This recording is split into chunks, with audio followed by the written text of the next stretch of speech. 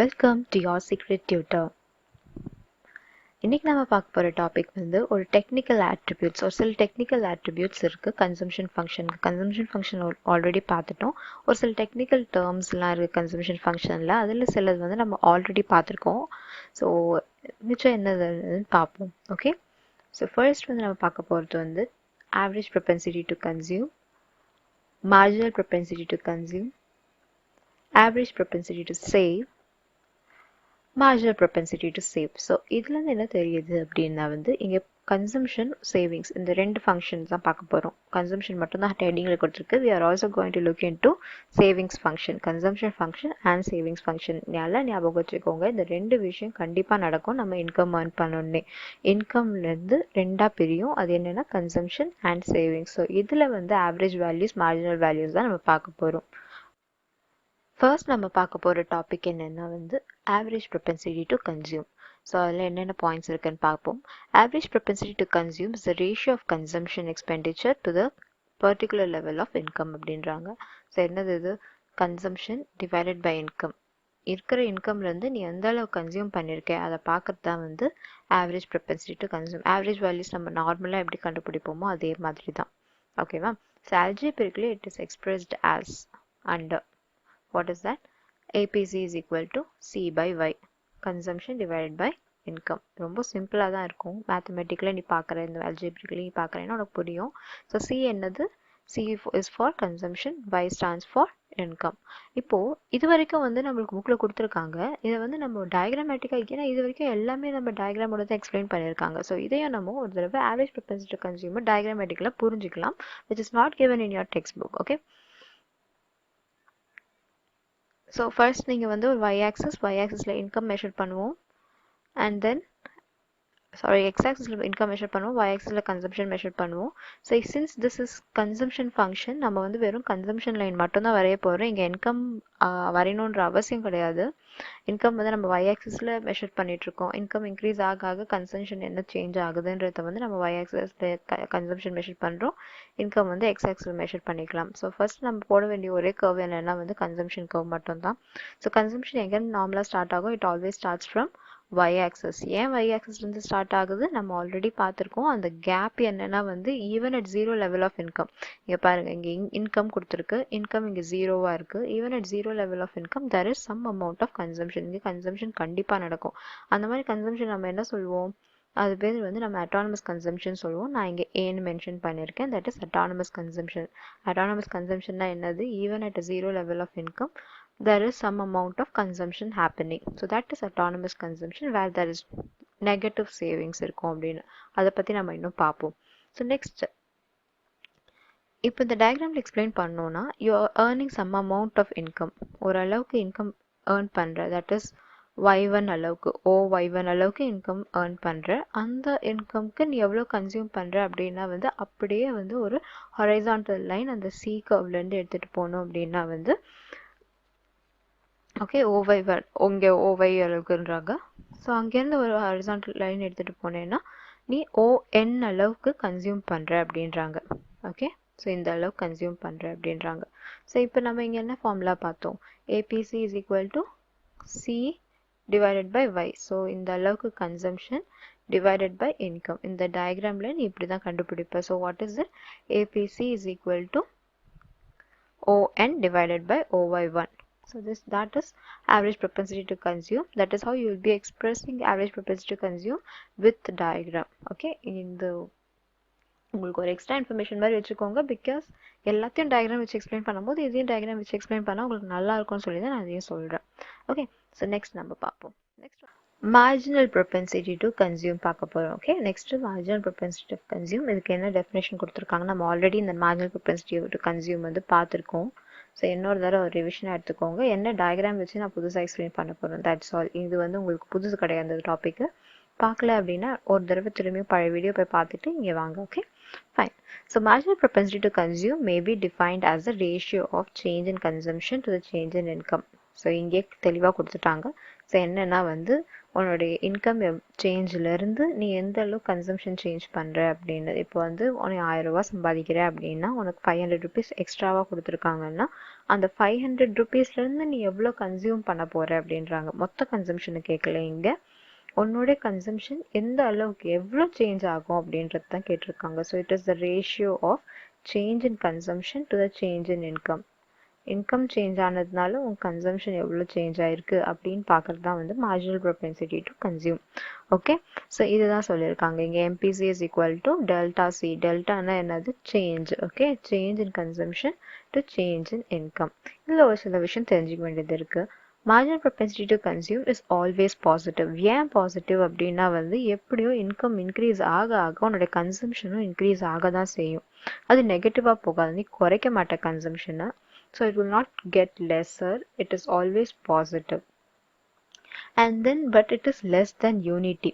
Why unity அப்படின்ற யூனிட்டினா இங்கே 1. Okay, so it is always less than unity. யூனிட்டியை விட கம்மியாகும். 1 கம்மியாக இருக்கும், பட் 0 விட அதிகமாக இருக்கும் அப்படின்றாங்க. ஏன் 1 அப்படின்றாங்கன்னா இப்போ 1 ஆயிடுச்சுன்னா it always means that you are consuming what ever you earned. என்னெல்லாம் சம்பாதிச்சிருக்கே அதெல்லாம் செலவு பண்ணிடுறா அப்படின்ற மாதிரி இருக்கும். பட் இங்கே என்னன்னா நம்மளுக்கு வந்து தெரிஞ்சுக்க வேண்டிய விஷயம், இல்லைன்னா நம்ம கீனீஷியன்ஸ் சைக்காலஜிக்கல் லா ஆஃப் கன்சம்ஷன் படி வந்து கன்சம்ஷன் இன்க்ரீஸ் ஆகும், ஆனால் வந்து இன்கம் அளவுக்கு டபுள் ரொம்ப அதிகமாகலாம் ஆகாது. It is always increasing but at a lesser rate. அதை நம்ம பார்ப்போம் சைக்காலஜிக்கல் தியரியில், நெக்ஸ்ட் வந்துடும். ஓகே, ஸோ இப்போ வந்து டயக்ராமேட்டிக்காக பார்ப்போம். ஸோ இது ஒன்று தெரிஞ்சுக்க வேண்டியது இருக்குது, இது நல்லா ஞாபகம் வச்சுக்கோங்க. That MPC is always greater than 0 but less than 1. So this thing maybe உங்களுக்கு வந்து 1 மார்க்கா எப்படியோ இதெல்லாம் கேட்கலாம். ஸோ அந்த மாதிரி இதெல்லாம் செக் பண்ணிக்கோங்க. இப்போ டயக்ராம்க்கு போகலாம். சேம் டயக்ராம் தான். சி கர்வு, கன்சம்ஷன் கர்வ் இருக்குது, ஓரளவுக்கு இன்கம் இருக்குது, ஓரளவுக்கு கன்சம்ஷன் இருக்குது. ஸோ இப்போ வந்து நம்ம இந்த மார்ஜினல் ப்ரொபென்சிட்டி டு கன்சியூம் கண்டுபிடிக்கணும்னா there must be a change in income. இப்போ இன்கம் சேஞ்ச் ஆகுதுன்னு வச்சுக்கோங்க. ஸோ இன்கம் வந்து y1லேருந்து y2க்கு போகுது. அப்போ ஆட்டோமேட்டிக்காக consumption will also change from n to m. Increase ஆகிடுது, கன்சம்ஷனும் இன்க்ரீஸ் ஆகுது. அங்கே பார்த்தா தெரியும் இன்கம் நிறைய இன்க்ரீஸ் ஆகிருக்கு, பட் கன்சம்ஷன் ரிலேட்டிவ்லி கம்மியாக தான் இன்க்ரீஸ் ஆகிருக்கு. ஸோ இதுதான் வந்து நம்மளோட சைக்கலாஜிக்கல் பேட்டர்ன். நிறைய இன்கம் இன்க்ரீஸ் ஆகுதுன்னு சொல்லிட்டு நம்ம ஒரே மிட்டாக அதை எடுத்துன்னு செலவு பண்ண மாட்டோம். ஸோ அதை தான் வந்து சைக்கலாஜிக்கல் தியரிலையும் சொல்லியிருப்பாங்க, நம்ம பார்ப்போம் அதை. ஓகே, ஸோ இப்போ வந்து இன்கம் இன்க்ரீஸ் ஆகிருக்கு, கன்சம்ஷன் இன்க்ரீஸ் ஆயிருக்கு. So there is a change. y1லேருந்து y2க்கு வந்திருக்கு, அதுதான் நம்மளுடைய சேஞ்ச் இன் இன்கம். ஸோ இங்கே நம்ம ஒரு ரெஃபரன்ஸ்க்காக பார்த்துப்போம். ஏன்னா பிகாஸ் இட்ஸ் பேரலல், ஒரு ரெக்டாங்கிள் மாதிரி இருக்குன்னா opposite sides are going to be same. Okay, so இதே டெல்டா வையாக அடிச்சுக்கலாம். So that's a change in income. இப்போ இதை சேஞ்ச் இன் கன்சம்ஷன் வச்சுக்கலாம், ஏன்னா இதுவும் அகெயின் பேரலில் தான் இருக்குது, சேம் என்ன சொல்கிறது லென்த்தில் தான் இருக்கும். So it is change in consumption. Find m to n, so n to m, இது y1 to y2க்கு போகுது. So change in income and change in consumption. So what is our formula here? MPC is equal to change in consumption to the change in income. So இங்கேருந்து இங்கே எவ்வளோ difference இருக்குன்னு கண்டுபிடிக்கணும், இங்கேருந்து இங்கே எவ்வளோ டிஃப்ரென்ஸ் இருக்குன்னு கண்டுபிடிக்கணும். So consumption divided by income. Change in consumption divided by change in income is our marginal propensity to consume. I hope this is clear. Next we will look into average propensity to save. So இங்கே பார்த்தோம்னா average propensity to save is the ratio of saving to income. So இன்கம்லேருந்து earn பண்ணுறதுலேருந்து நீ எந்த அளவுக்கு save பண்ணுற அப்படின்னு தெரிஞ்சுக்கிறது தான் வந்து average propensity to save. Okay, so it is not person. நீன்னா வந்து இண்டிவிஜுவல்னு கிடையாது, இட் இஸ் இக்கானமி ஆவரேஜ். இந்த வேல்யூஸ் எல்லாமே வந்து ஒரு இக்கானமியில் அக்ரிகேட் வேல்யூஸை தான் நம்ம பார்க்குறோம். ஸோ நான் எக்ஸாம்பிளில் நீ எவ்வளோ சேவ் பண்ணுற, எவ்வளோ இன்கம் ஏர்ன் பண்ணுற அப்படி இப்படின்னு சொன்னால் கூட வந்து இந்த மேக்ரோ எக்கனாமிக்ஸ்ன்னு வந்தாலே வந்து பர்சனல் கிடையாது, it is not individual unit, it is the value of aggregates. So அதை கொஞ்சம் பிரெயினில் வச்சுக்கோங்க. ஸோ இண்டிவிஜுவல்னு எங்கேயுமே ஸ்பெசிஃபை பண்ணி எழுதிடக்கூடாது. It is not a person's income, a person's saving, it is aggregate income and aggregate saving. Okay, so from the aggregate income, how much ever is saved is our average propensity to save. Fine, இது இண்டிவிஜுவலாக கூட எடுத்துக்கலாம், but நம்ம macro படிக்கிறோம் அப்படின்னும் போது எப்போவுமே ஒரு aggregate-ஆகவே யோசிப்போம். Fine, all right. ஸோ நம்ம இப்போ வந்து இதை டயக்ராமேட்டிக்காக எக்ஸ்பிளைன் பண்ணிடலாம். ஸோ இங்கே என்ன இருக்குது, ரெண்டு விஷயத்தோட ரிலேஷன்ஷிப் பார்க்குறோம், சேவிங்ஸும் இன்கமோட relationship. So as usual income நம்மளுக்கு வந்து இங்கே y ஆக்சிஸ் எக்ஸ் ஆக்சிஸில் தான் இருக்குது. y ஆக்சிஸில் இப்போ வந்து நம்ம சேவிங்ஸ் போட்டுக்க போகிறோம். ஸோ ஏன் வந்து இந்த மிடில் கட் பண்ணியிருக்கோன்றது உங்களுக்கு தெரியணும். ஸோ ஆல்ரெடி பார்த்துருப்பீங்க. ஸோ பார்ப்போம். ஸோ சேவிங்ஸ் கர்வ் எப்படி வரைகிறோம் அப்படின்னு பார்த்தோன்னா, சேவிங்ஸ் கர்வ் வந்து y ஆக்சிஸ்க்கு கீழே இருந்து தான் ஸ்டார்ட், லைக் எக்ஸ் ஆக்சிஸ்க்கு கீழே இருந்து தான் ஸ்டார்ட் ஆகும். It will start from negative value. So savings வந்து இன்கம் ஜீரோவாக இருக்கும் போது உன்னுடைய சேவிங்ஸ் வந்து நெகட்டிவாக இருக்கும். ஏன் நெகட்டிவாக இருக்கும் அப்படின்னு பார்த்தோன்னா, நம்ம ஆல்ரெடி கன்சம்ஷன் பண்ண ஆரம்பிச்சிருவோம். ஜீரோ இருக்கும் போதே வந்து நம்ம கன்சியூம் பண்ண ஆரம்பிச்சிருவோம், அதுவும் நம்மளுக்கு தெரியும். ஸோ அதனால தான் வந்து சேவிங்ஸ் வந்து நெகட்டிவ்ல இருக்கும். பட் ஒரு ஸ்டேஜில் வந்து சேவிங்ஸ் கம்மியாக நெகட்டிவாகவே தான் இருக்கும். ஏன்னா you will be spending more than your income.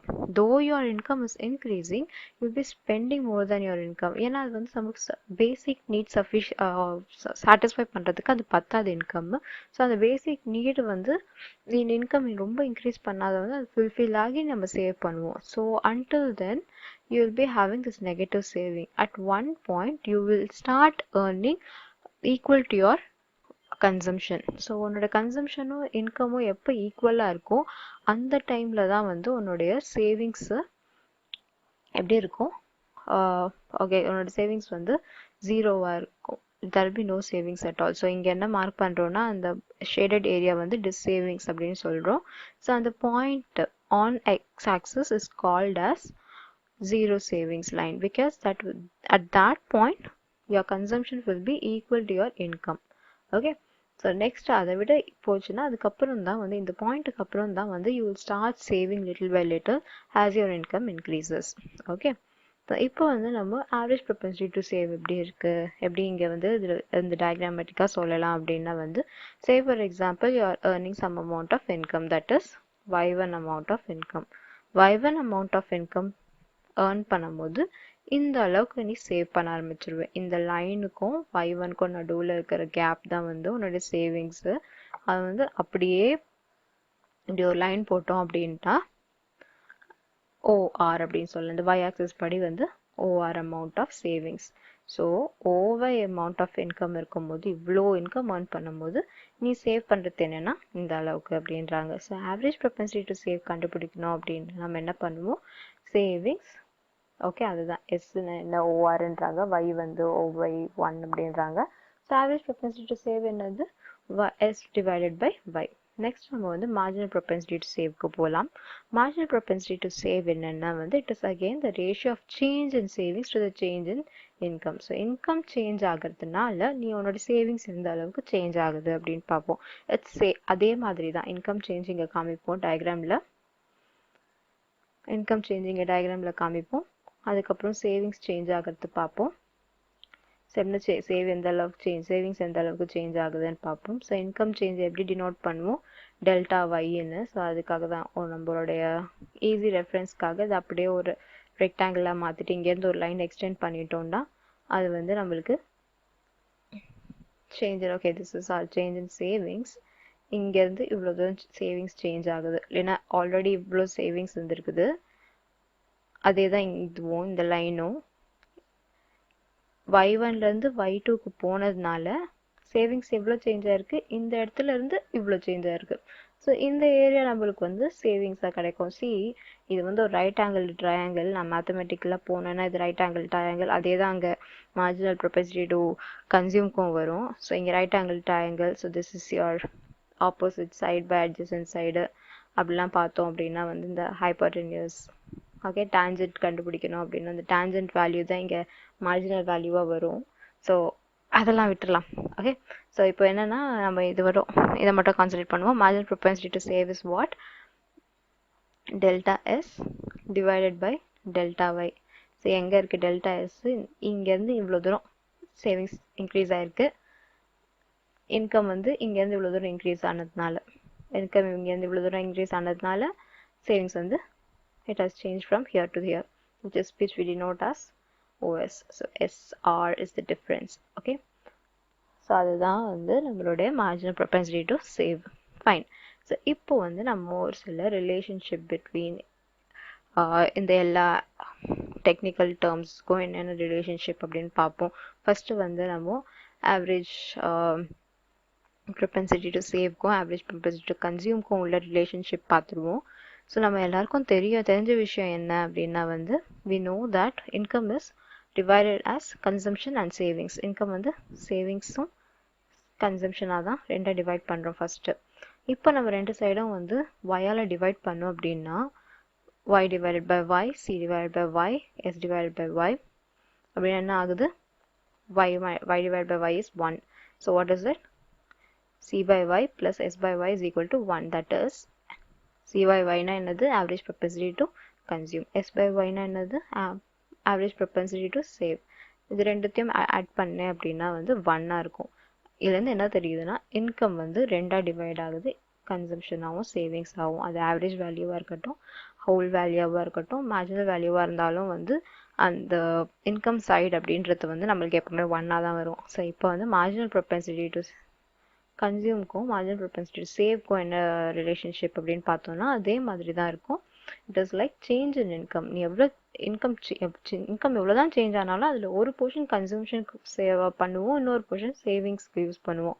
So இதே தான். So now we divide both sides by delta Y. So y delta y divided by delta y, we have this one, and change in consumption to the change in income, we call it as marginal propensity to consume. Change in savings to the change in y, we call it as marginal propensity to save. So இது வந்து நீங்க எப்படி இப்போ MPS மட்டும் கண்டுபிடிக்க சொன்னாங்கன்னா என்ன பண்ணலாம்? 1 minus MPC is MPS. Same way MPC கண்டுபிடிக்க சொன்னாங்கன்னா 1 minus MPS is MPC. So that's how you find out other values. இப்படி கொடுத்தாங்கன்னா இருக்கு. I think this is mentioned in your, it is definitely mentioned in your textbook. So அதுவும் உங்களுக்கு தெரிஞ்சுக்கலாம். Fine. I hope you're understood those concepts, all the 4 technical concepts. So thank you for joining your secret tutor. So until next time, take care and maintain good health and also keep reading. Thank you.